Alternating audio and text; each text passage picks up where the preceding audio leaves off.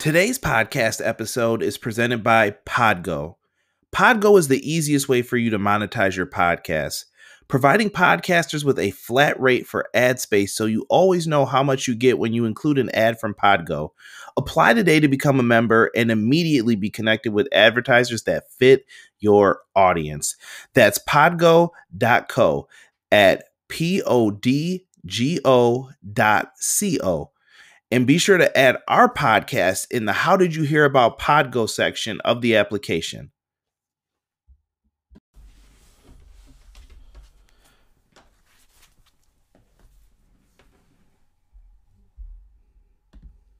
All right, we're live.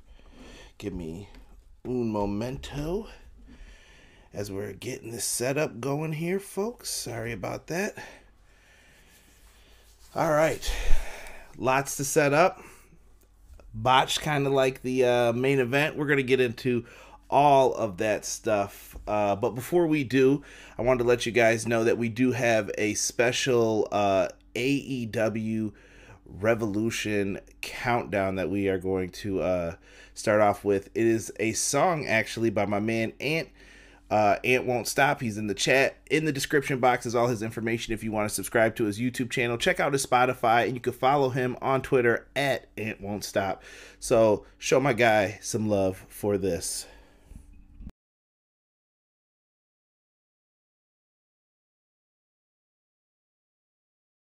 Everything pro wrestling, they can never be you. Listen to the podcast here for the people. The best show that's here, so listen in. Let the knowledge begin, the opinion and the lesson. Yes, everyday pro wrestling, they can never be you.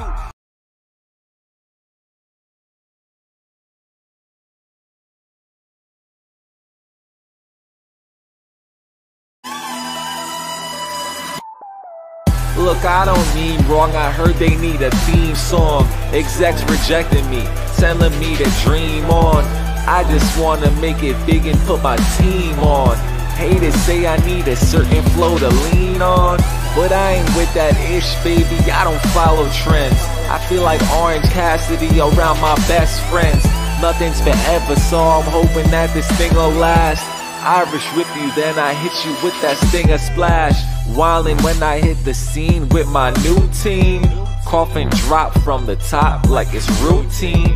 I heard you need a lesson, I'ma have your order ready. I'm far from ordinary, got the dark order ready. Entering the ladder match, I need that title shot. There's still an opening, I can take that final spot. Always the same winners, I can make that cycle stop. Face of the revolution, I can make that title pop.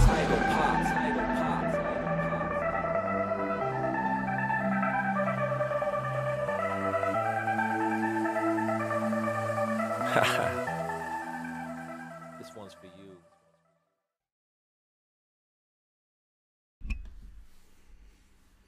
All right, everybody. We're back, ready to do this review, man. I have been getting messages out the wazoo. That's what actually took me a minute before I started. Welcome to Everything Pro Wrestling. Everything Pro Wrestling is a show by the fans, for the fans. I'm your host, Conrad Cushman, joined tonight by my co-host, Derek. What's up, y'all? D is in the house. AEW Revolution, bro. I don't know what to say. I think it might just be easiest to start from the top, I guess. Let's do it. You sound excited about this. The overall feel of this show is going to feel weird, so just brace yourselves for that. And I'll be looking into the chat box to see what you guys thought about a lot of this as well. So do me a favor, if you guys are in here and you want to help out, do me a favor. The easiest way to help a brother out is to come on up, hit that like button, and then subscribe to the channel. Click the subscribe button, and if you want to be notified anytime we go live, click the bell and you will be notified anytime Everything Pro Wrestling goes live to do a podcast. So make sure you guys check that out for me as well. Appreciate you guys for that. And you know, the like button helps in all the YouTube algorithms and such. But AEW Revolution, I don't know, Derek. I don't know. This is going to be, like I said, a very, very weird one. Jim Ross tonight, he first comes out, and Jim Ross has like a sore throat while he's doing this. Like, I felt that was very different, we'll say. Yeah, I felt like he shouldn't have gone on with it, I guess. I mean, or at least... Would you have told him no, or would you have just said, like, hey, JR, listen, bro, you're going to have to slow it down here? I think at this point in time, I mean, JR is at the point where it's just kind of like you can't really tell him no. Right, and if he wants to do it and he feels comfortable, let him. Yeah. Let him go. What's going on? I see Ant Won't Stop in the chat. Ant, I appreciate you, fam. Thank you so much. And thank you for the intro, man. Dope. I got the video in there. I remember before I was having a hard time getting it in, but I figured it out. Also, shout out to the mods in the chat. My man Ace World and my boy Jesus DeLeon. What's going on? Rob is here as well. Hey, what's going on, Jocelyn? Coming through for the like. I'll listen later. Enjoyed the show, guys. Thank you, Jocelyn. I appreciate you.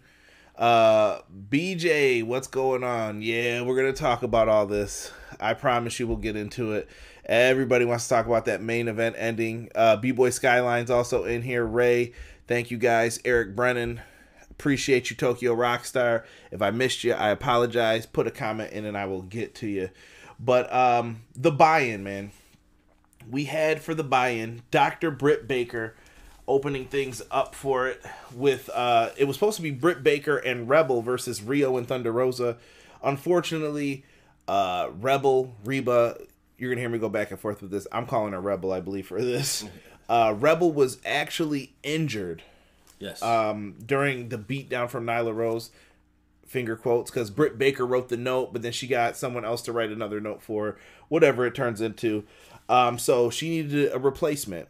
Who is the replacement? Maki Ito. Everybody's been going crazy for her on Twitter. She calls people simps. They love her. Whatever.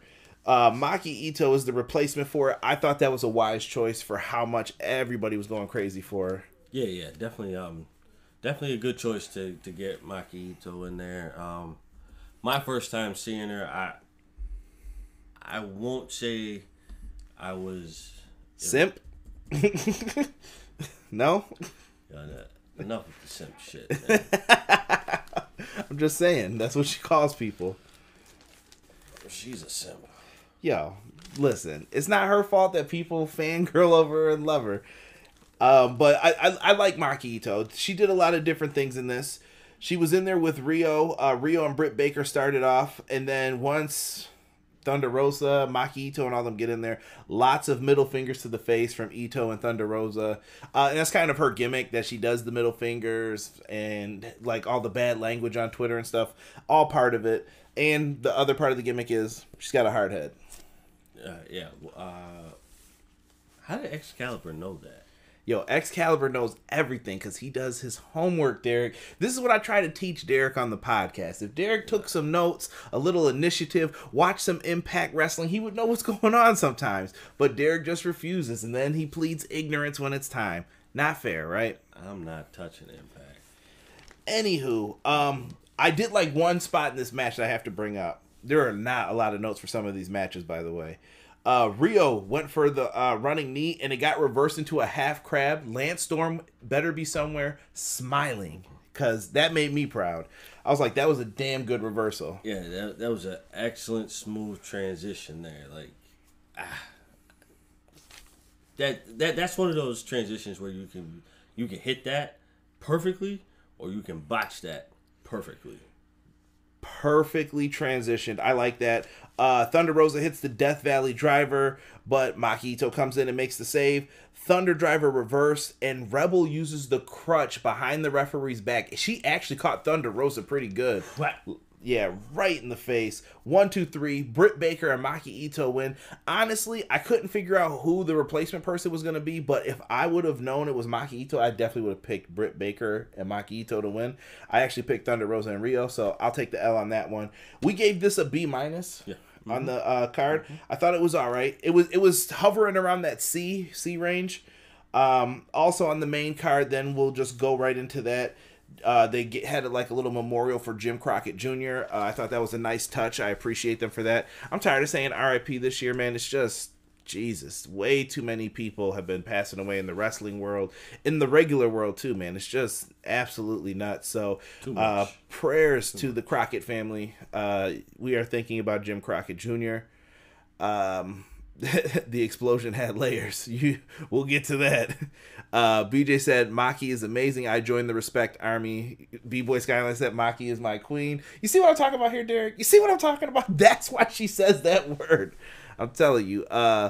Love the different subtleties. Simps, Robert said in the chat. See the style, she said. She says she loves the different styles. I think it's okay. Honestly, I'm going to say something pretty bold here. I will say since 2021 has started, the AEW women's division has been much, much better, in my opinion, than it was last year. I agree. I know a lot of people are going to give us shit for that, but that's what I believe. Well, go ahead, give the shit, because I'm going to give the shit back. It has been improved since the beginning of 2020. Chris DeZupa must have heard you swearing, because what's up, Chris? He came in here. What's up, Chris? Good to see you, brother. Rob, you're goddamn right. I am a simp for her. See, you can't argue it when people say this. John Silver is too, so don't worry about it, Skyline. And then he throws up the hand too. Enough of the simp. I'll tell you about it when we get to the end. Thank you, BJ. I appreciate that. I don't know. I didn't see that yet, so definitely. But let's keep it moving with this. We open up with the AEW Tag Team titles. The shirt I'm rocking tonight is the Young Bucks. And I know that makes Rob mad, so I'm just going to give a second here and do the little pose. The little Young Buck pose. Woo, woo. Anyway, Chris Jericho and MJF with Wardlow versus the Young Bucks. This comes in after Papa Buck, a.k.a. Steven Seagal, b.k.a. the Young Bucks' father. I don't even know what else I can say. CKA Papa Daddy with the jelly on the face. The jelly donut on the face. So this match got personal. I like this. I thought the Young Bucks were cutting better promos when it was something that was a little more personal to them. Because sometimes I think they get a little wonky sometimes in the promos and they're being too silly for my personal taste. Yeah, they definitely get off track when they do the promos a lot. And this one was real focus based, so that promo was excellent, very well received by me. I don't know about you guys, but I liked it. I thought they did well to build up to this. So the Bucks came out, they were ready to fight in this matchup. The dollar bills were out. Derek and me just wonder who the hell's got to clean all that shit up. Somebody with the leaf blower's like, I hate this entrance. Gotta be. The Bucks come out, they're ready to fight. They're immediately just like leg sweeping and punching on them. Makes sense for what it was. Wardlow ends up low bridging Matt. Matt's got the bad back, the thing they always play off of on BTE. So that becomes the focus of the match. Matt is the focus for most of the attack for MJF and Chris Jericho in this matchup. Chris Jericho eventually takes a bat to Matt Jackson's back. That's hard to say. Holy shit. Yo, I'm not even going to try a bat to Matt Jackson's back, and MJF hits this heat seeker for a 2 count. Now, I could not believe that he kicked out of that. I thought that was a little too much. I was like, come on, bro. You got hit with a bat and this dude's finisher, and you're kicking out? Because I feel like if it was a one-on-one match, that would have ended the match. But they're fighting for daddy. Cool. We'll let it go. CKA. This match I thought was really, really good, though. Wardlow accidentally gets hit with the Judas effect by Chris Jericho. Layers. Seed planning. All right. Layers. Super kick city for everybody in this. Like, there's a super kick. The BTE trigger gets hit on Chris Jericho. MJF comes in, makes the valiant save. Super kick city. It's just super kick, thigh slap. And just know there's going to be a thigh slap joke tomorrow on BTE. I'm calling it. I'm going to predict it's in the opener, just a guess. But there's super kicks everywhere. And then eventually the Meltzer driver is hit on Chris Jericho for the 1, 2, 3. Jericho is pinned. Another, pay attention. Mm-hmm. Another layer to it. I thought this was a really good match, Derek. B+ was. This might be close enough to say match of the night. I don't think I can argue. I don't think I can argue that. I think you can argue for other matches, but I'm not going to. And I apologize. I take notes the old school way. notebook paper. So if you hear the notebook pages turning, there's some notes for this. But we went with a B+ for this match. Wow, that felt like after you said the notebook pages turning, bro. That brought me back to like 3rd grade. Like it's not a composition notebook. I'm a grown man. No, I'm just saying it's like, a 5-star notebook. No, I'm just saying like turn. Remember growing up as a kid, we always had to listen to the little tape say, "Turn the page." Okay, so Rob said to check your phone when you get to the ending. All right, remind me once we get to that main event, guys, that it's on my phone, and BJ, you can remind me too. Queen of Indies, I love the floor with the money. See? As long as you're not the one cleaning it up, it's all good. Yeah. Great entrance. Yes, and Ace World brought up who's next in line. That is a good point. Maybe we find out on the next BET tomorrow where Shaq went. He went to the All-Star game is where he went. Yeah. Yo, hoops. We played a tough game out there. I'm injured. I can't go back. Shout out to my man Rich Latta. He just definitely released a dope track about the 01 Lakers. I actually love that song. Casino Tag Team Royale. This one was interesting, I thought. Very. This had the Natural Nightmares starting off versus the Dark Orders 5 and 10. Shut the fuck up, 5. They went in here and they did really well. I think 10 and 5 aren't bad. I think they're like the slept on people in the Dark Order, and they're starting to get recognized a little bit more. I would definitely agree with that. They have been low key putting in a lot of work lately that has somewhat gone unnoticed, but somewhat hasn't gone unnoticed. So I don't know. I you know me. This is where I stand. So. Stop it. Santana and Ortiz are next to come out. They come in here. A lot of people predicted them to be their winners, and I wasn't mad at it. Santana and Ortiz deserve better. I'm just going to go on a little miniature rant right now. Like, these guys have been, I don't know if the inner circle's holding them back or whatever. Yes. They're in this weird position, and I don't know why they haven't excelled yet, but I still do think that they're going to be the AEW Tag Team Champions eventually. Yeah, I agree. I think that they're being held back by the inner circle. This was just something that they were thrown into until they started building up the roster for AEW. But now I feel like it's time for them to leave so they can do their own thing and finally get the tag team titles, because they definitely do deserve it. Right? QT Marshall hits a diamond cutter on 5 after. He's the first one eliminated from the match. Evil Uno and Stu Grayson are next out. Then we had the Gun Club come out. I will say this. The Gun Club looked a lot better than they were like a few months ago when they were in Battle Royals and stuff. Gun Club looked like they knew what they were doing. Austin Gunn, I swear, reminds me of Billy Gunn. Like, he hits the moves perfectly like him and everything. That famous shit was beautiful. It was, dude. And the boy's got bars, if you don't know. Check out Sammy's vlog if you don't know. He's got bars. QT then eliminates the Gun Club. And I see everybody in the chat talking about what happened with QT Marshall. So, if you don't watch Sammy's vlogs, you guys may not see that they've been teasing a potential heel turn for QT coming along. Now, I'm not saying you have to watch it to understand why he's turning heel, because the Lee Johnson thing explained why, he didn't give me any credit. I don't like this, that I'm part of this nightmare family. QT Marshall is getting like pissed off kind of, and he eliminates him. It's every man for himself. I don't know what Dustin's pissed about. Dustin goes, hey, what are you doing? They're supposed to be with us. And QT Marshall says, you know what? Screw you. And then he goes over the top rope himself and leaves Dustin alone in the match. Right. I think QT's going to make a great heel if you watch Sammy's vlogs. I'm telling you guys this. I know I'm advertising their YouTube shows, and some people say, well, I don't want to watch the YouTube show to understand stuff. You don't need to, but you're going to get a glimpse into why QT would make a great heel. Right. He does little prickish things on there that you're just like, oh, that was so good. That's so much better than the character he's playing in the Natural Nightmares with the apple and shit. Right, and sometimes subtle things mean bigger things. Shout out to Matt Lopez, who has joined us as well in the chat. Matt, what's good, brother? What's up, Matt? Fuego del Sol versus QT. See, B-Boy Skyline knows. He watches it. Dustin's pissed afterwards. Here comes Bear Country. These dudes were amazing. They kind of stood out as like, yo, these boys could be some forces to be reckoned with if they put them in the tag division. Yes. They showed power, intensity. They were everything that we always wanted. Like, sorry, we're gonna do a comparison. What I want a Heavy Machinery to be. They did that in this, and I thought they looked really good. Jurassic Express come out. The Butcher and the motherfucking Blade.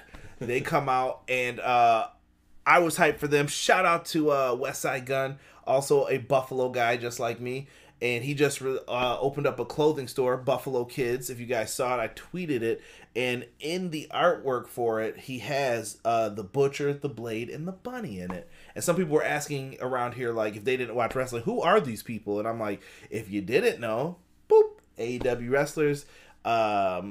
Just absolutely cool to see that stuff. So I thought it was really dope. Shout out to the Butcher and Blade representing Buffalo. Yep. Private Party come out, SCU, Pac and Phoenix, Silver and Reynolds, and everybody's in. Eliminations are happening. I couldn't keep up with it after a while.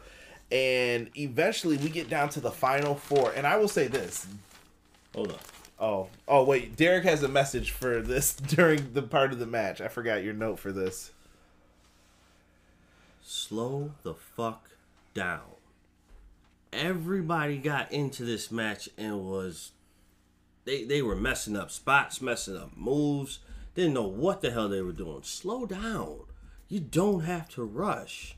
You got time. You got time. Just make it crisp. Don't try to do too much. Like I didn't understand. Like every single person that was coming in here was just like, ooh, relax. I feel you. Listen. Breathe.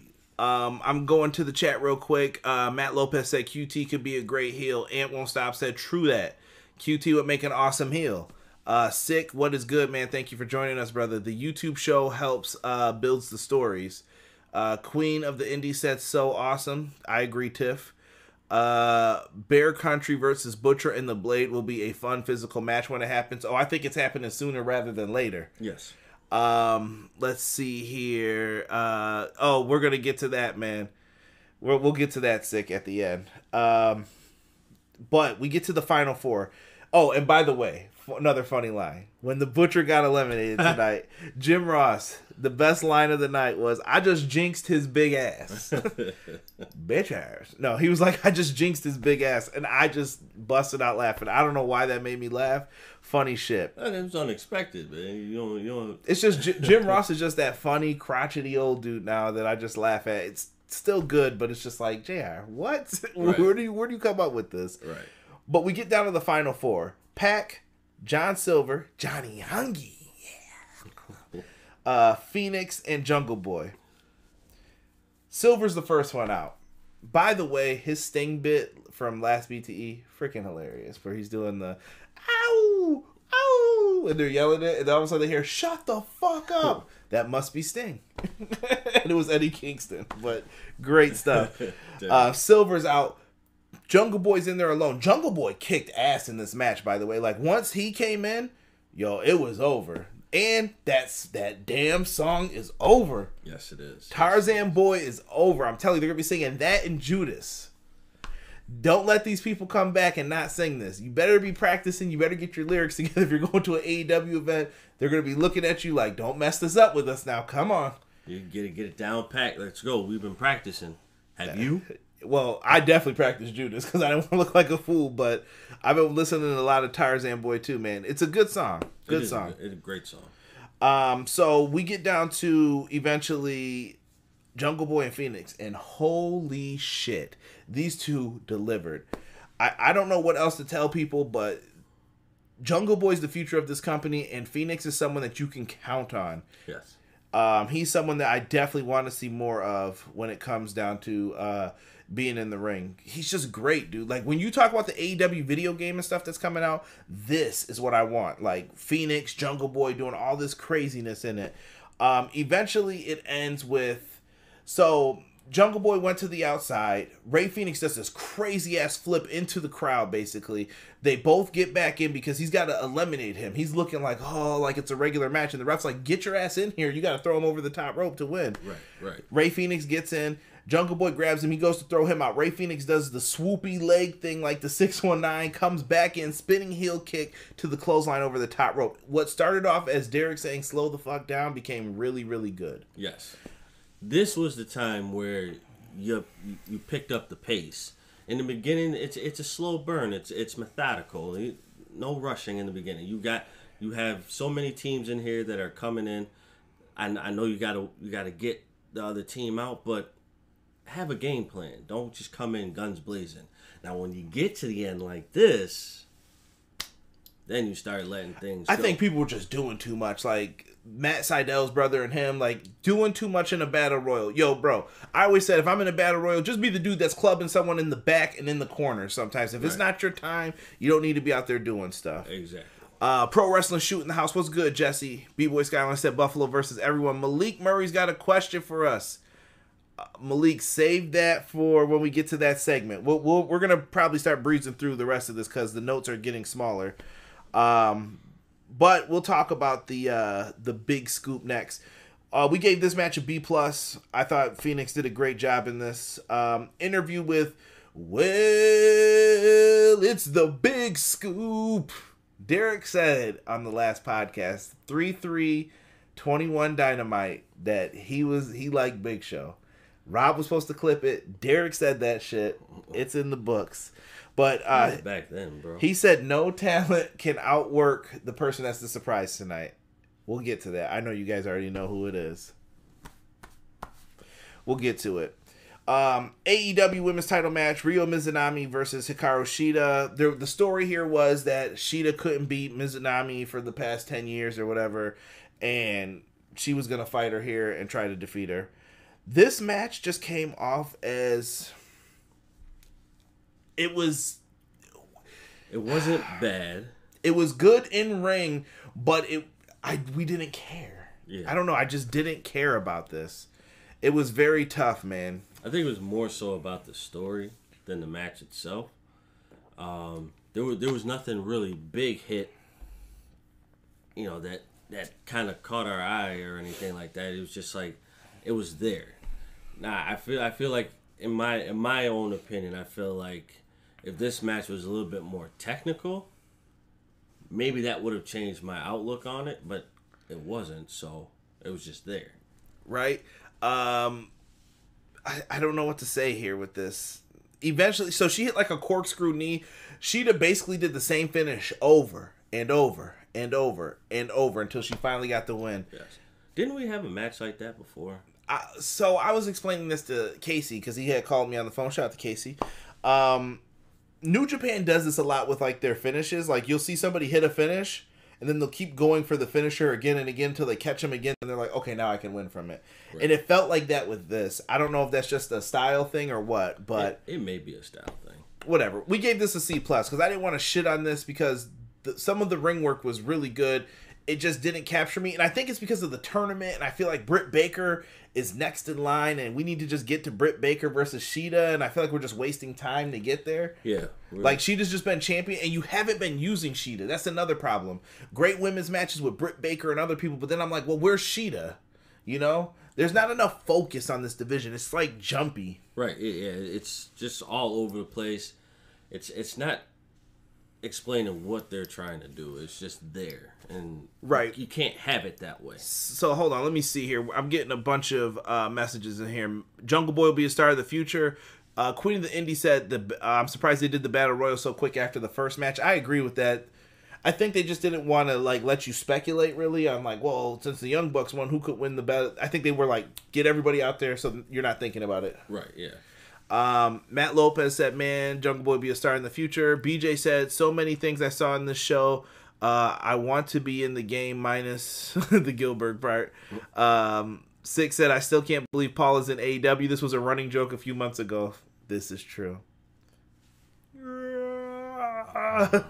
Someone's getting chokeslammed. I gotta see Paul White versus Marco. I gotta see it. I need to see that match. Big Show can still go, but his opponents are limited.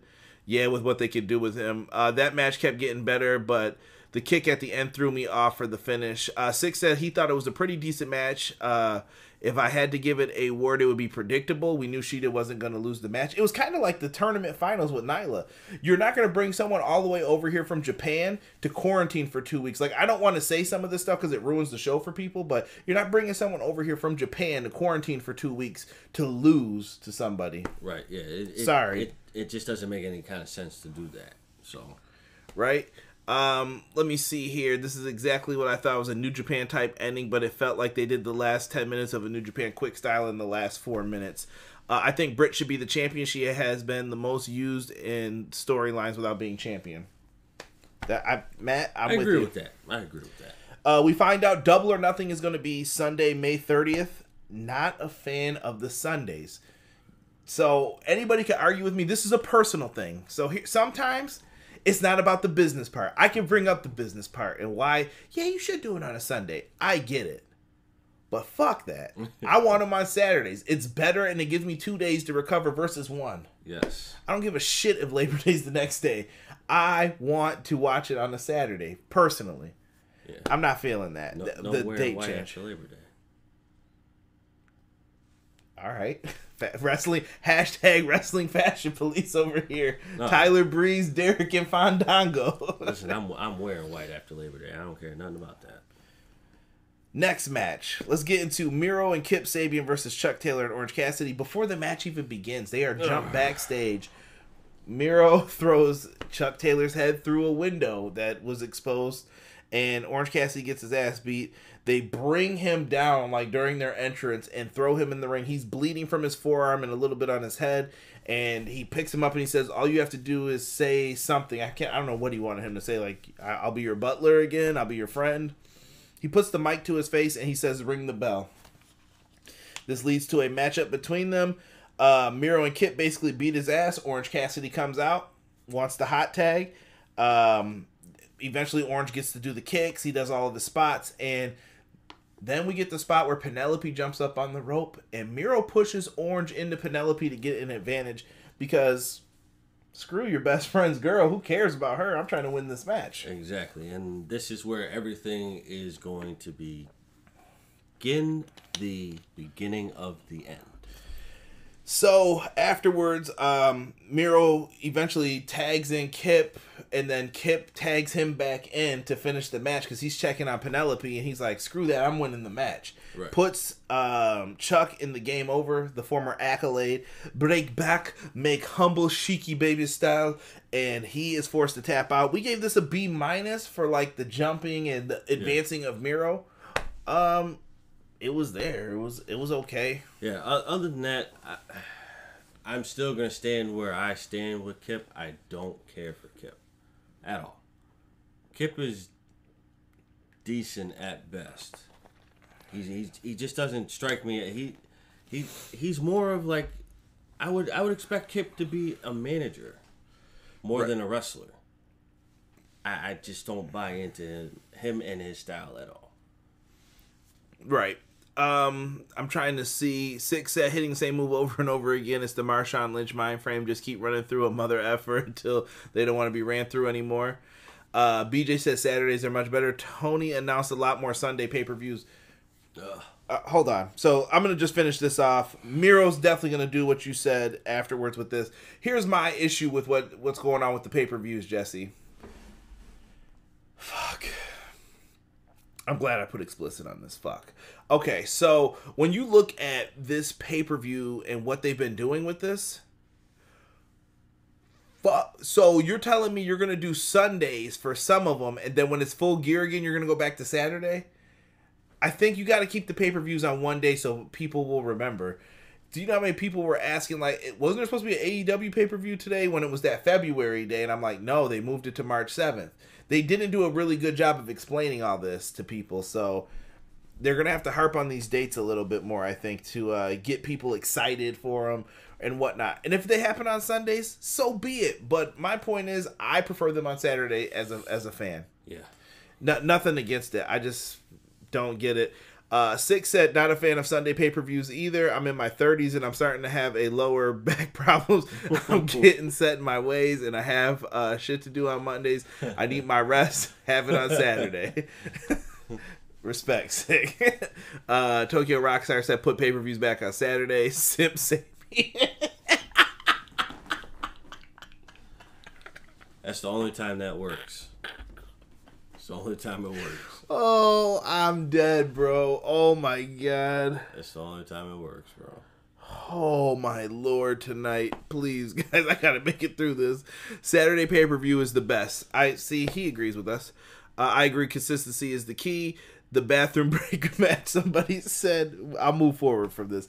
Alex Marvez is backstage. Jericho calls him a fathead or some bullshit. MJF, Santana, and Ortiz. Jericho says it's time for some changes to be made in the inner circle, so they are going to have an inner circle war council.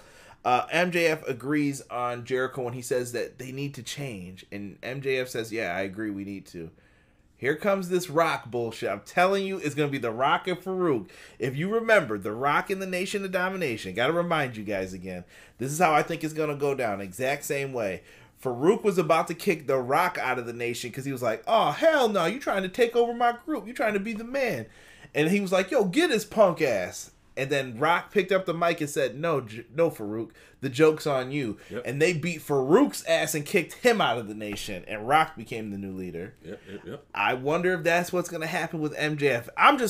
We need to get to the payoff of this. This has been going on for far too long. Yeah, it's been stretched out quite a bit. So we're already at the point where Sammy left. Yeah, Sammy's gone. Everybody else is just kind of up in arms about things, and then they brush it off like, okay, well, Sammy's gone. We don't care about Sammy anymore. Yada, yada, yada.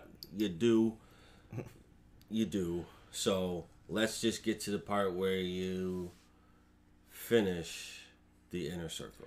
We'll talk about this when we get to the Dynamite review. I'm sure we'll have some more to say. Oh, yeah. Next, we have the big money match, Matt Hardy versus Adam Hangman Page. I thought this was kind of cool, bringing the money aspect into it. My prediction for this one was that you could do a lot of different things with this, and this was pretty dope. Like I said, I think you do some great vignettes with Matt Hardy being broke. I spoiled the winner already, but they brawled into the crowd. Hangman Page is jumping off of rails onto Matt Hardy. Hangman's hand hits the post. His right hand becomes the focus of the match because that's the arm he uses to hit the buckshot lariat. He hits the dead eye on Matt Hardy, and he's going for the pin, but then Private Party interfere, and the numbers game do not work for Hangman Page. But his friends in the Dark Order come out, and they say, no, we can't have this. And eventually Hangman Page, after the distraction, gets knocked over while he's on the apron setting up for the buckshot lariat. The Dark Order catch him, push him back up into the buckshot lariat. Matt Hardy eats shit. 1, 2, 3. Hangman Page gets the victory. Matt Hardy's AEW undefeated pay-per-view streak comes to an end. Grade B for this. I thought that was a really cool ending, though, to have the Dark Order catch him. They're like, go get him, buddy. And then he does the flip over right into it. It was perfect. Now we can see some cool vignettes. I want to see Matt Hardy, like, he gets into some big shit, and they say, like, your bank accounts are locked up. You can't get to any of your money right now. There was a breach in some of your stuff. We can't let you get to any of your reserve funds. He's like, well, what the hell am I supposed to do? They start repossessing his shit. They take away his fancy cars. His kids don't have any cool clothes. Like, I would play this whole thing up. They're like walking around dirty little monsters.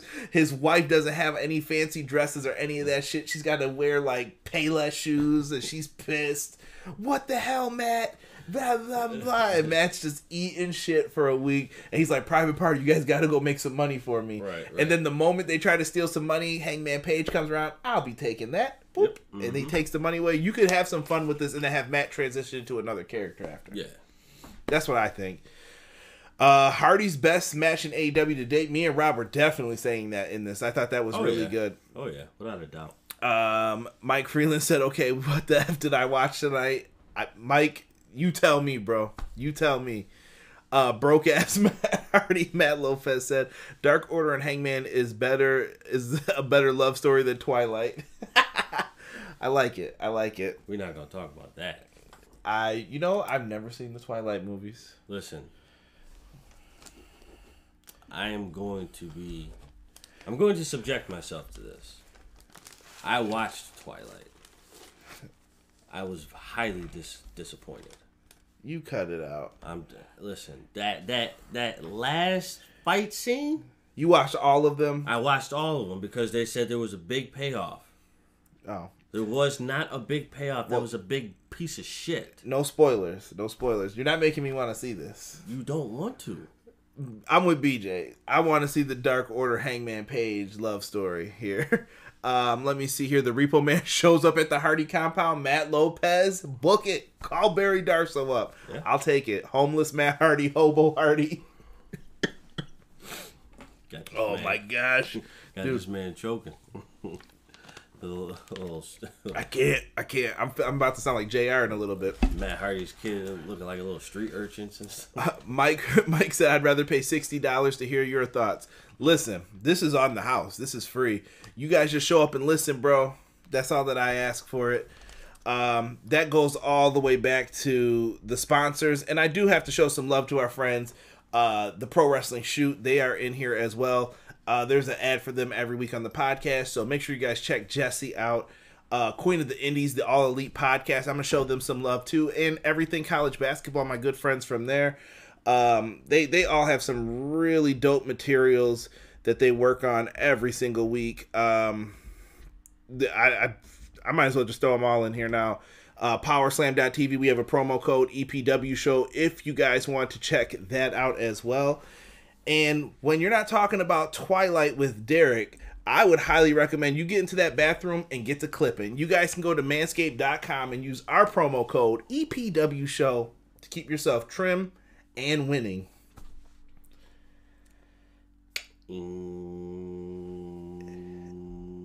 Very inappropriate, Derek. But I'll allow it for now. I'll allow it. But manscaped.com, promo code EPW show if you want to start a revolution. So I had to wait till the picture popped back up for it. But Face of the Revolution ladder match. You won't need Manscaped for this. We have Cody versus Pentagon versus Scorpio Sky versus Lance Archer versus Platinum Max, one of my favorites now, versus a to be announced. Number one, the Sonic ring was hanging above the ring for this matchup. If I could play the music and not get copyright striked, I would. Shout out to Michael Jackson for the music too. I'll create my own page and get the copyright strike. I'm not going to care about it. Yeah, you would. You just wouldn't care about copyright strikes. This is why Derek's not allowed to touch anything on this channel. 6 said you Team Edward or Team Jacob? Team Jacob. Peace, bro. He liked that movie. Don't let Derek front and then tell you guys this stuff. All right? No, Nobody watches Twilight anymore, he said. I wouldn't wipe my ass with that. Listen. Me and Rob were talking about this during the matchup. Rob's probably downstairs just chilling. But Face of the Revolution ladder match. He said that they have the brass ring that they're reaching for. They should just put a glass ceiling above it. That you got to break through the glass ceiling to grab the brass ring. Just play on words. So everybody was wondering, who's the big to be determined, the guy who's supposed to be in this? It was all ego Ethan Page. Ethan Page from Impact Wrestling. You wouldn't know that because you don't watch Impact Wrestling. Scared you, didn't I? You wouldn't know that. Ethan Page shows up, and he is the guy. We'll see what he does. I don't know what's the plans for him. Did he do a lot in Impact? He was in a tag team, though. He was in the North, and the North was a really good tag team. So that answers my question. He did a lot. Listen, they were the champs for a year. They did it. They were great tag team champions, I'll say. Like, I think if they had more people to work with, they would have been even better. Did he do a lot? Yeah, he was Karate Man, too. No, Karate Man. Look it up. You'll laugh. That sounds like complete, utter bullshit. Look it up and you'll laugh. Oh, my God. At one point, Jack Evans ran out. He was in the tag battle royal, too. Jack Evans, showed up a couple times on the show. Why? Platinum Max, Ladder Max, whatever you want to call him. He's out here, and 10 is trying to stop Jack Evans from him using the boombox again. And he says, "What the hell are you doing?" Spine buster to Jack Evans. Spine on the pine. On the pine. Double A would be proud. Horseman. Pentagon destroyed Cody. Oh. Destroyed this man. He hit a Petey Williams is probably somewhere cringing. He hits a freaking destroyer on top of a ladder. Cody is taken out. He was done. I'm sorry, I'm losing my voice, I think. He's taken out of the match. He's finished. Finito, done. And Cody's trying to do like the fighting thing, and he's in the tunnel. You can see him just like, oh, let me go. I can do this. So he's waiting for his spot. Sky hits a great frog splash on Max Caster from the ladder. Let me say this. Beautiful. In this match, people who got fucked up the most, Cody was number 1. Max Caster was probably number 2. Like, these dudes were getting the shit beat out of them. Yes. Like, just terrible spots. So I was like, Jesus, bro. Chill out on them. Yeah. They were definitely getting hit hard in this match. It's just there. 6 said, damn, Derek, I wasn't expecting you to answer that, dog. Malik Murray says he's got a question for us. Why do people hate Cody? He said that he has not been in a match. What are your thoughts on Cody Rhodes' booking in AEW? I'll let you take that one, Derek. All right. So are you a Cody guy or do you hate Cody? I like Cody. Queen of the Indies, if she's still in here, I know she is not a Cody fan. Why not? I don't know. Tiff just says, like, she said if he won this match, she was throwing the controller through the TV because she is not a fan. But I think she just wants someone else to be in the spotlight. But is he really in the spotlight, though? I don't think so. I think Cody has done his best. And here's my problem. I saw people complaining that Cody was in the match. And I'm like, well, the dude's got to do something. He can't just not wrestle either, right, you know? Yeah, he has to be involved. I don't know. I think Cody does a good job. I think out of all of the EVPs, I think Cody puts the most people over. Yes. At first, I was going to say it was the Bucks, but then I think Cody eventually took that spot and said, no, I'll put this guy over. Yeah, that's why he needs to be in these kinds of matches. Because think about it. He lost to Darby, he lost to Shaq, and he just lost in this. Right. And let's think about it. Who's the next best person that you would bring in that is willing to put somebody else over them, knowing they have top star quality? You know, like it. Who else is gonna do it? Chris Jericho. Chris Jericho can do it, but he's only gonna do it for certain people and for so long. There's nobody else who's really gonna try and put somebody over just to put them over. Let me catch some of these before I lose them. Matt Lopez, I thought Warhorse was the 6th guy after he lost his IWTV Championship Saturday night at New South Wrestling. Ethan Page, character-wise, is going to be big on AEW, BJ says. Matt Lopez, he's coming in with the education. He said the North are one of the best tag teams in Impact since the Lucha Bros and Santana and Ortiz left. I got to say facts on that, bro. They were all in there, too, at one point in time as the tag team champs, and they were great. They were in Impact. Cody's arm is definitely broken. I think there's something wrong with his shoulder, Ace, I believe. Bryce Remsburg was either worried about an explosion or... Whoa, I'm not saying that. I don't want to get into that, Mike. Matt Lopez says it was going to be weird for AEW after tonight because it looks like 2 of their top guys are taking time off to be new daddies. BJ said Lance waited 9 years to have the Sky Power Bomb on him. Let's see here. He's getting into the main event. Well, I promise, Mike, we're going to get to that sooner than later. Let's move through this. Sky hits the frog splash on Max. Cody eventually gets hit with a back superplex, which took out his back from the top. Lance Archer moves out of the way. Platinum Max off the top of the ladder with an elbow to Cody's back while he's hunched over. What the hell? Like I said, Cody got effed up in this match, and this is after he came back. Jake comes in, he hits a short arm clothesline. Jake gets too excited when he comes. He's like, oh yeah, I get to do this again. And he was like, it was like, Jake, wrong arm, bro. He's like, my bad. Boom. Eat that clothesline. Pentagon super kicks him. Lots of fun in this match, I just thought. I think that it really worked. We were talking about it, and some people thought it didn't work, and I thought it had me engaged enough to where I was like, this was good. Yeah. What did you guys think? I felt like it was. I felt like it was a good match. I think the disadvantage was you had 3 people who are not used to this match. Who were the 3 you said? What was it? Ethan Page, Max, and who? Cody, Pentagon, Scorpio, Lance Archer. Lance Archer played the big man role, so kind of, you know what I mean? You're there to help hold the ladder, do spots with it. Right, but in a traditional ladder match, high-flying kind of stuff, Lance Archer just seemed out of place. Right, he did like that big superplex. Like, that was his big spot kind of in this. Yeah, and I felt like he should have had more than just that. To me, they don't have like the WWE feel, if that's what you're expecting from a Money in the Bank style match. You can't expect that from this. So Cody and Scorpio Sky, everyone else is down. They're battling it out on top of the ladder. Scorpio Sky pie faces the shit out of Cody. He's got the bad shoulder. Cody falls like a ton of bricks. He grabs the Sonic ring. The music hits. Not the Sonic music, but Scorpio Sky's theme hits. It hit. Well, because you played it. But jerk. So then he raises up the ring. So he is getting the TNT title shot on Dynamite.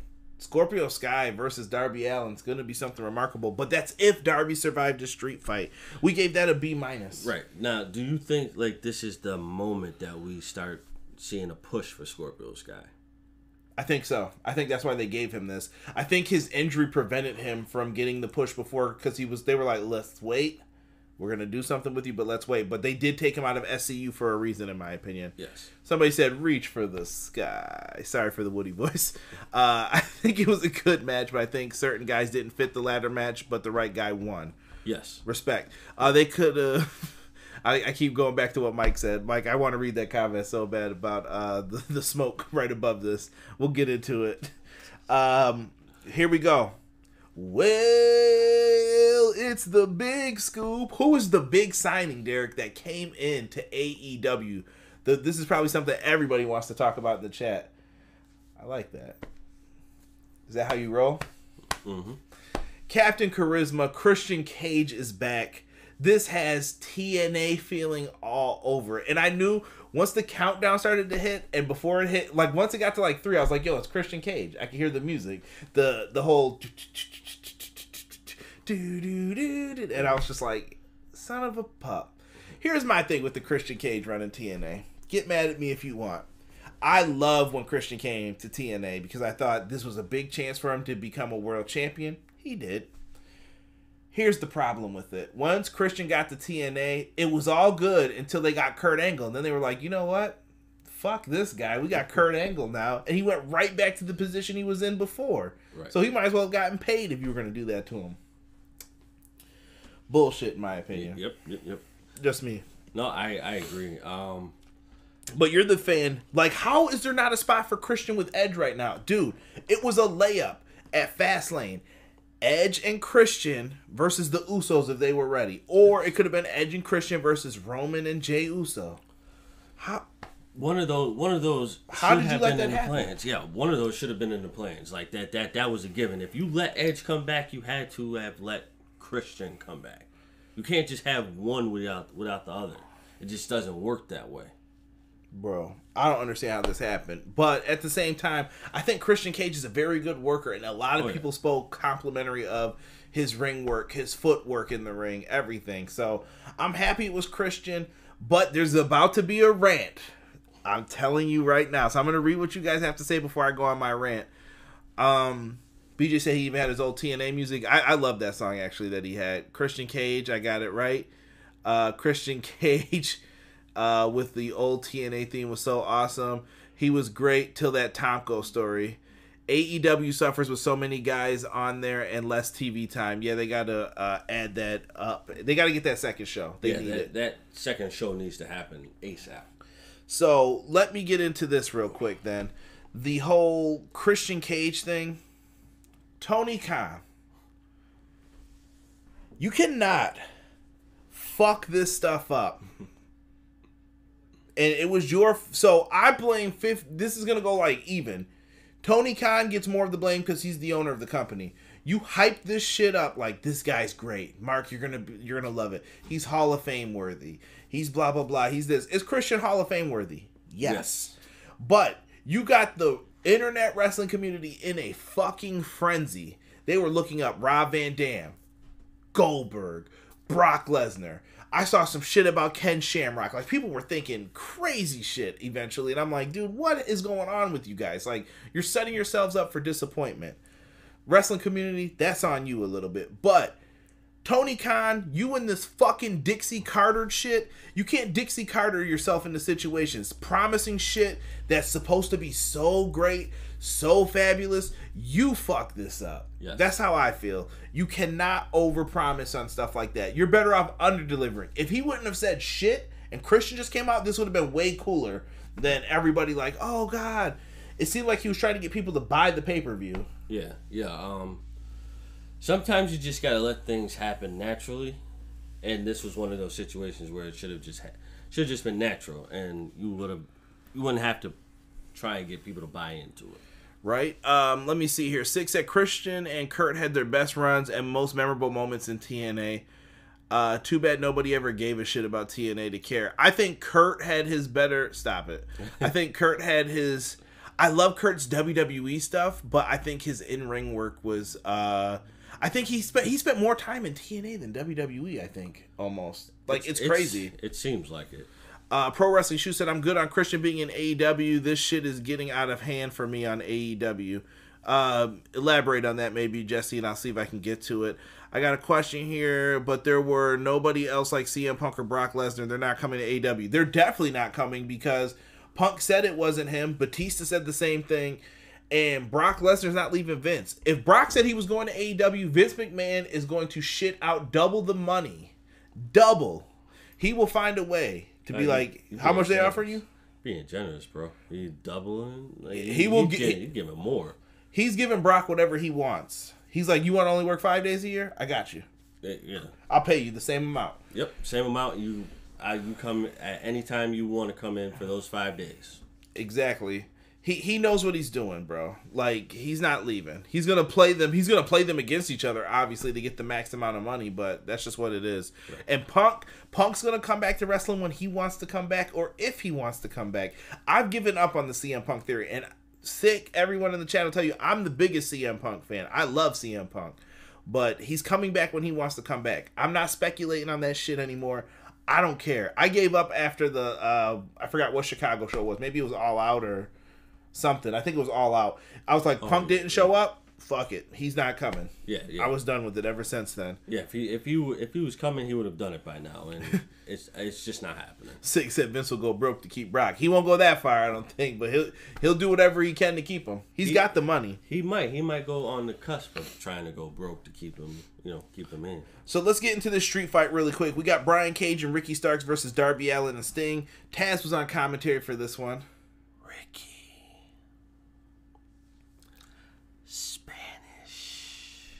That was for you, Jocelyn. Yes, ma'am. Brian Cage and Ricky Starks drive to a undisclosed location in what I assume is Tony Khan's car, wearing bulletproof vests. This looked like some G-Unit video game shit. I don't know what was going on.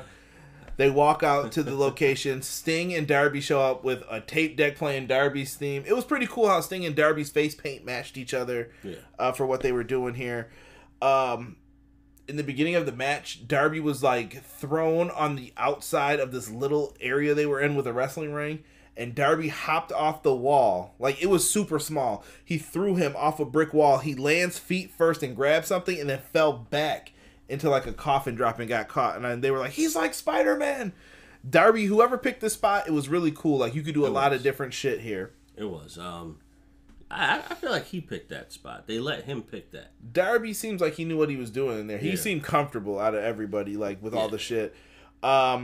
Eventually, this match is just a beat-down brawl. Everybody's fighting everywhere. I couldn't tell if Sting had a stunt double for parts of it. I feel like he did, but I can't say that for sure.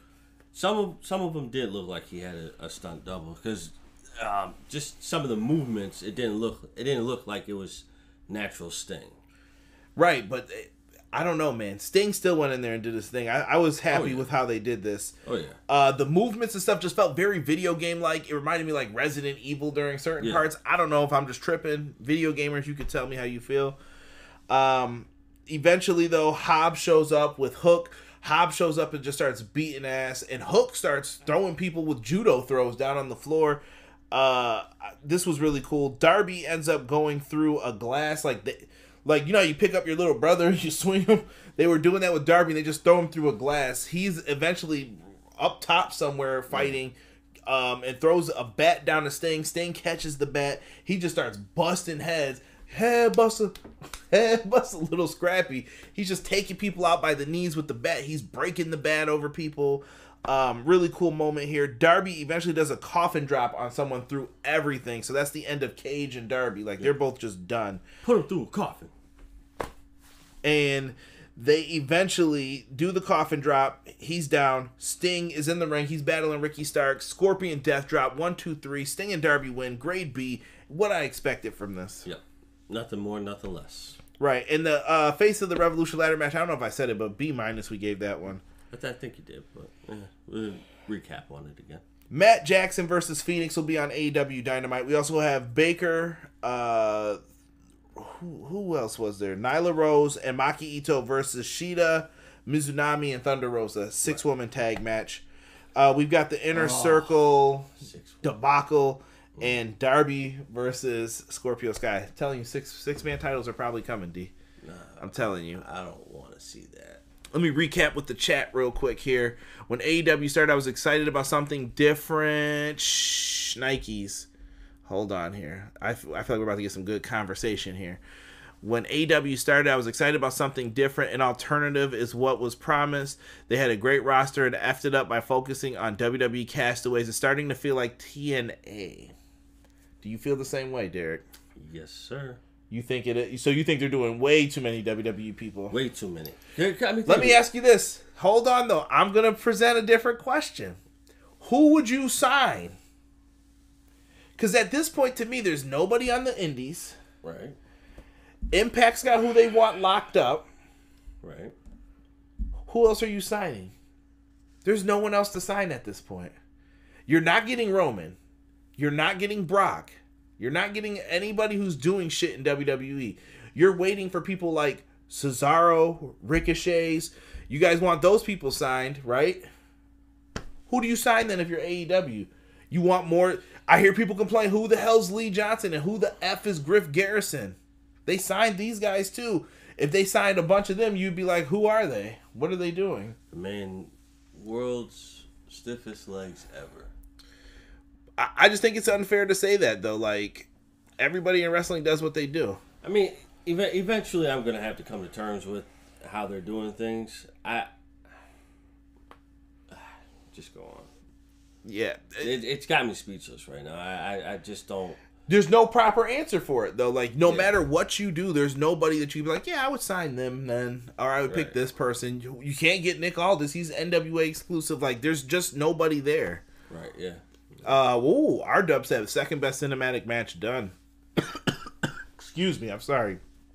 As for what was said about Tony and the hype, it's a rare occasion tonight. It may be better than worse, but you can't do this again for a while. Malik says he's got a question. I think it's more like this is why people hate Cody, because he's half owner of AEW. He's not an owner of AEW, though. He's just a vice president. I think people just assume he's playing the Triple H role because he was the champion at first. But Triple H doesn't put people over, so. I think, chill with that. He does now. I don't know. Triple H had his time period of, what do I want to call it? The reign of terror, I guess, from like that 02 to 04, Man, 05. From the start of his career up until now. It just depends on your era and stuff. Malik, Narcolepsy Boys in the House, what's going on? Subscribe to Malik's channel. Sometimes you'll catch me on there, part of the Six Pack. Let me see here. People were mad about Sting coming back at 61, but he looked really good in this match. I'm happy for Sting. He's going out on his terms. He did look really good in this match. Like he looked like he put in the time and effort to stay in shape. See, so Six said, I told C, he's talking about me the other day, Pro Wrestling Shoot, I'm getting worried if Hulk Hogan shows up and starts cutting promos about how if AEW is going to take WWE to task, I'm done. Maki is awesome. Enjoyable cinematic match. Indies have plenty, dude. Who else, though, right now is on the indies that you're taking, though, that's ready? Do you know what I mean? Like, listen, I love Big Game Leroy. Is Big Game Leroy ready? I don't think so. I think he's ready to be the face of a company on the indie scene, a couple of them. But is he ready for AEW signing? And would you be like, ooh and ah, if he got it? I don't think people would. Marty the Moth Martinez is from Lucha Underground, and he's signed to the Nightmare Family. I didn't hear anybody making a big deal about that. You know what I'm saying? Like, right, yeah. There's got to be some type of balance with this shit. And also, remember, Sting's going to be gone soon. Jericho might be gone soon. I'm trying to think of who else is around. Luther's going to be gone soon. We can go through. A bunch of guys are going to leave. Hell, I mean, you can even say Cody will be gone soon. Just be like... They can retire whenever they want. Like, they can be like, yeah, I'll sit back. I get wrestlers need work, but doesn't exactly mean it's going to improve the quality of the show. Who did the biggest numbers for AEW? Sting. Sting, yeah. Who did the biggest numbers? Shaq. They want the names that are already known. Right, exactly. It's a tough thing, Jesse. That's something maybe we could talk about on the podcast. I think that'd be an interesting discussion to go back and forth on. Honestly, the AEW roster wasn't ready for AEW signing. Did you see all the botches tonight? It was an effing mess. It was. But see, that goes back to what I said before. Slow down. You're trying to do too much with the time that you have. R-Dub, another good point. What about all the agreements with Impact, New Japan, AEW? You don't know how that's all going to play out. And do you want to be known as the backstabbing villainous snake? AEW signs Okada. You think New Japan's going to be happy about that? I hope you don't come over to Japan to do a show, because they're going to make sure you don't come back. And be like, nope, not in this arena. Beat it. Right, exactly. I don't want to do business with you. Because they're going to feel like you stabbed them in the back. Good points. This might be a discussion for the future, though. I like this discussion because it's all good. Perfect, wording and playing with it. But we got to figure out a better time to talk about this because it could get super deep. So we talked about that. Let's get into this main event. Lordy, lordy, lordy. Lordy, lordy, lordy. The explosion. Barbed wire landmine death match with Jon Moxley and Kenny Omega for the AEW World Title. Moxley comes to the ring drinking a flask. Kenny Omega's eyebrows are gone. Now, some of you may have not even noticed this until I brought that up. What the fuck happened to Kenny Omega's eyebrows? Like, they were shaved off. I don't know who did this. Bryce Remsburg is dressed like he's in the E.T. movie. I don't know what is going on in this. The match starts off with some serious back and forth. They're just trying to throw each other into the barbed wire to see what happens here. And it's not working. No. They're both blocking it. They know what's coming. And eventually, Moxley gets a barbed wire back. Kenny throws powder into his eyes. And then we get the first explosion into the barbed wire. Moxley is bleeding. We see the sparks fly off. If you guys have never seen those FMW old school matches, it's definitely something dope. I see what people are already commenting on. We'll get to it, I promise. Here we go. So Moxley's then a bloody mess throughout this match. What my favorite spot in the match, the one wing angel is hit 1, 2, and Moxley tries to put his foot on the ropes, but what it does is it sends off a blast into Kenny Omega's face. So he never really kicked out of the one wing angel. He put his foot on the rope to get Kenny off of him. Right. So that worked out beautifully. Yeah, that was dope. And eventually afterwards, we find out that Kenny Omega had a exploding bat set up with barbed wire. He hits Jon Moxley with it. Moxley eventually sees the explosion. He's down for the count. Dude, that was just terrible. Here come the Good Brothers for a run-in. They help beat down Moxley. A bloodied Moxley is put up on the Kenny Omega shoulders. One wing angel through the steel chair. 1, 2, 3. Kenny Omega gets the win. Good Brothers help him out. I gave this a grade of an A- at this point in the match. Yes. A beatdown happens afterwards. For some reason, Moxley has no friends. And then the countdown starts to go off. Because they said the main point of this was after 30 minutes expire, pyro was going to go off. Oh, shit. Oh, shit. That was the buildup, right? It was supposed to hype you up for it. They handcuffed him. They leave him there. Eventually, people are trying to run out to help him. Eddie Kingston is the only one who can get in the ring on the side that's open. He gets into the ring. The time's going down. He can't pick Moxley up because he's dead weight. And he gets on top of Moxley, and we get the worst fucking explosion since Gilbert's entrance. What a fucking disappointment, bro. There were so many things that should have happened with that did not happen. R-Dub said them sparklers in the chat. They didn't get enough fireworks tent at Walmart from the fireworks tent at Walmart. Flaccid ass pyro. Shit was built up to let us down. That was the coming to America to a pyro. Nick Gage looked at this and said, I can be more violent than this. Gilbert had better sparklers. Eddie Kingston is a hero. Ace World said, Narcolepsy Boy said, much respect to Moxley and Omega. Really good match, I thought, but the explosion was buns. So let me tell you guys this. I told Derek this towards the end when we were coming up. I had a job that dealt with this type of stuff before. And I've seen where people say like, oh, my pyro's going to work or whatever, or this is going to work. And it doesn't. You know why? Because they don't always work. It's not the easiest thing either to be like, yeah, this is going to work. Yeah, I've seen it where the demo works and then it's like, all right, when we do this, it's going to be great. Oh, it's not working, this piece of shit. And then they go to kick it. Boom! Yeah, because now it worked. Everything's got to be right. It's got to be like chemically right. Yeah, it has to be put in place at the right time. And it just didn't seem that way. Right? Let's see here. BJ said, I'm going to post the tweet AEW posted and explain from below. Narcolepsy Boy said, someone give Kingston an Oscar for selling that terrible shit. BJ said, John Moxley didn't regain the belt tonight, but he regained a friend in Eddie Kingston. Kingston came to save Moxley from the final blast, which wasn't enough to keep up Moxley and Eddie down for good. Kenny Omega may be a tough son of a bitch, but he can't make an exploding ring worth shit. Okay, all right. Gilbert Pyro. Kenny probably knew the explosion to the face was the spot and didn't want his eyebrows catching fire, so he shaved them.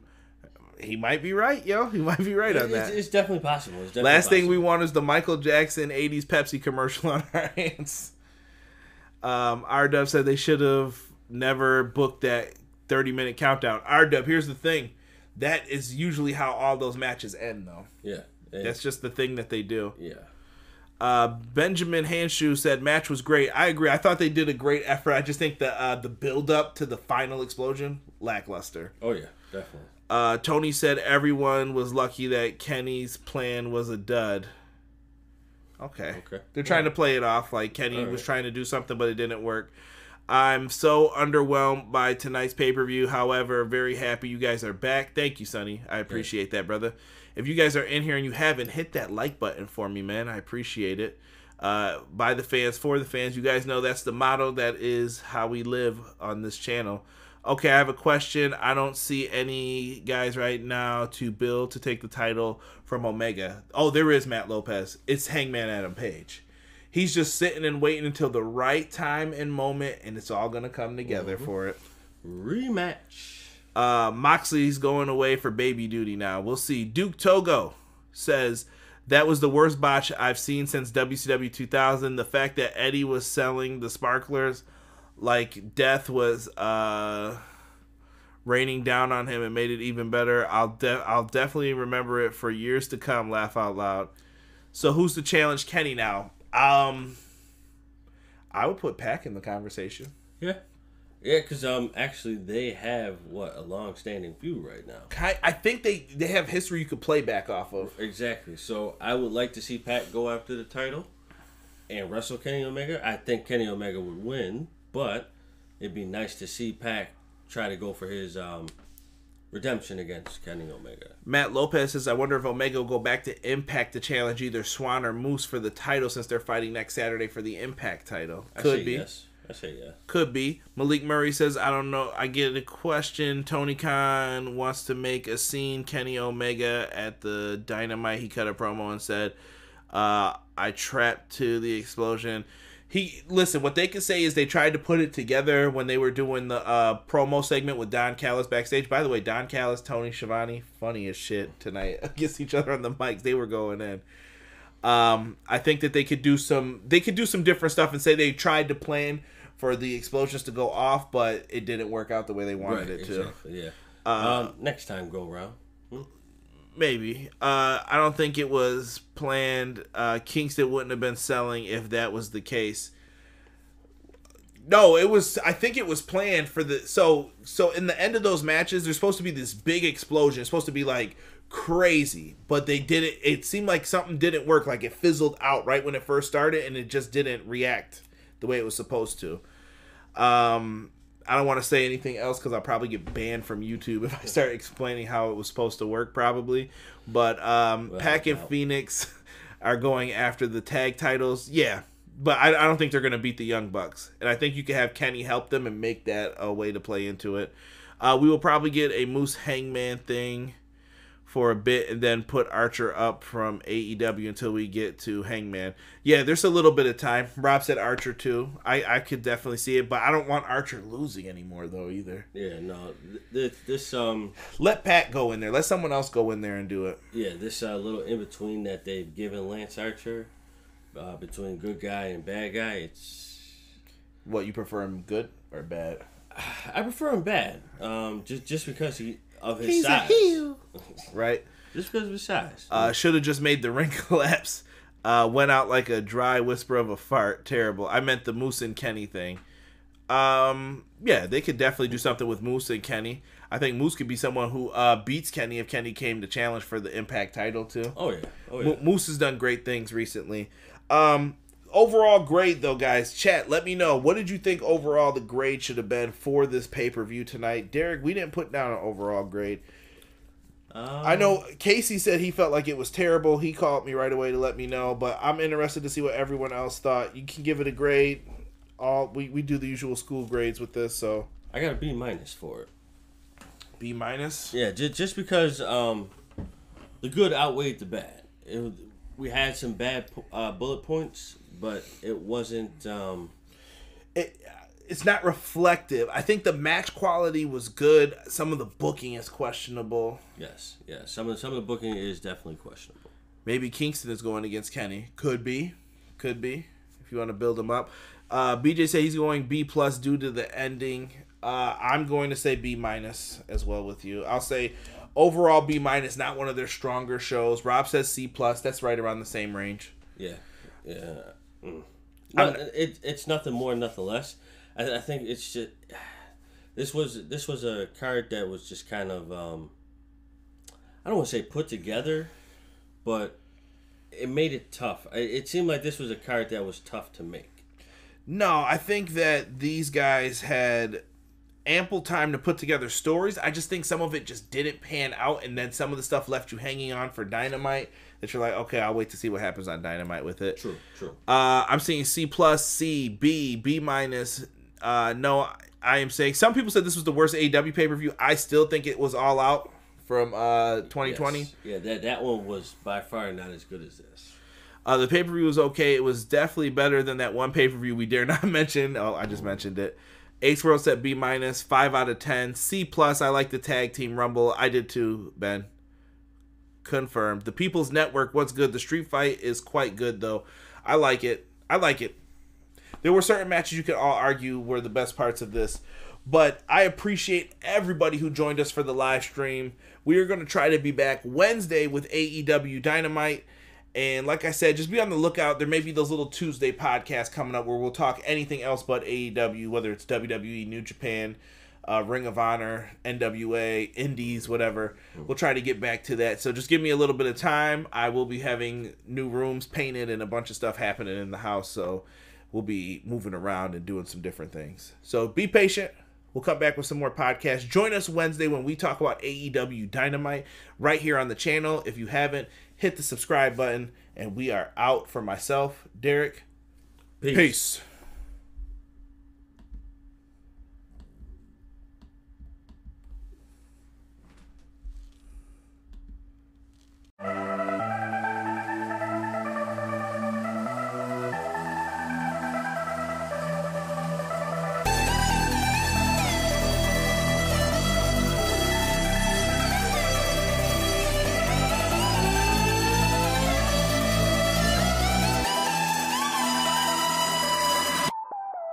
Look, I don't mean wrong, I heard they need a theme song. Execs rejecting me, telling me to dream on.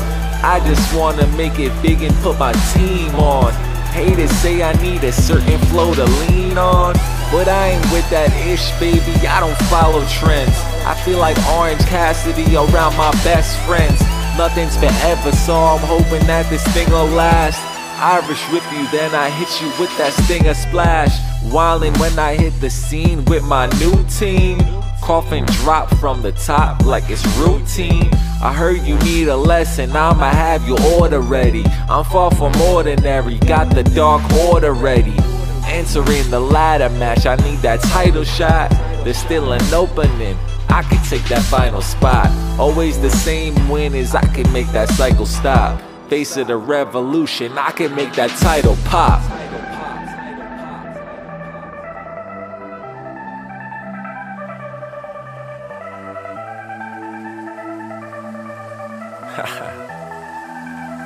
This one's for you.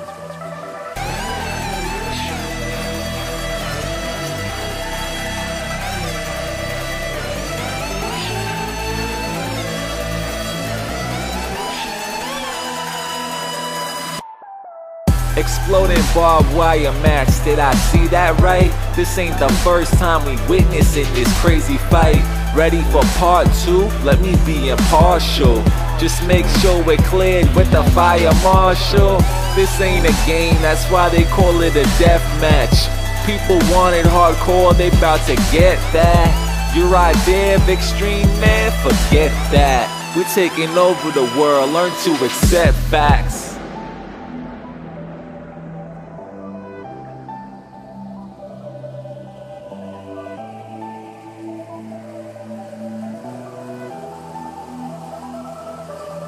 Let's go.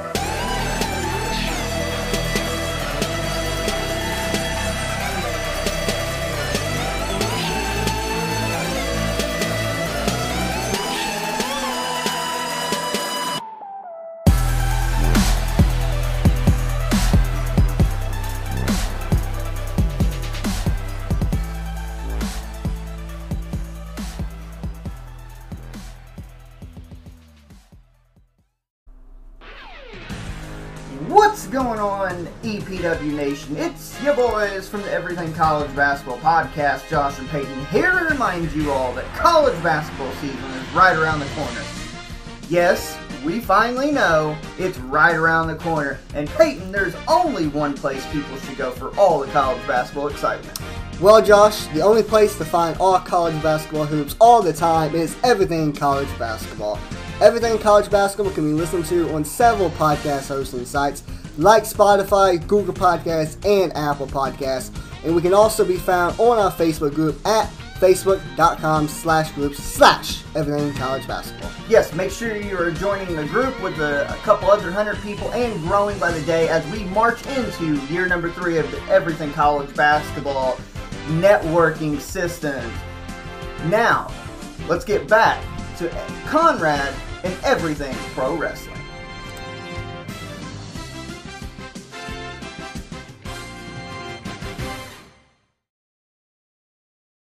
What's going on, Everything Pro Wrestling listeners? This is Jesse Carter over at the Pro Wrestling Shoot Podcast. The Pro Wrestling Shoot Podcast covers interviews from your favorite independent wrestling stars, along with some current AEW, Impact, and former WWE stars. We also cover some of your favorite classic pay-per-views from WWE, WCW, ECW, and Impact Wrestling. We also cover some current reviews on all AEW, WWE, and NXT pay-per-view events. Come check us out on all your favorite audio podcast platforms, including Spotify, Google Podcast, and Apple Podcasts. Follow us on our Facebook and Instagram pages over at the Pro Wrestling Shoot, and follow me on Twitter at Carter Inc. That's CARDERINC. All right, let's get back to Conrad and Everything Pro Wrestling.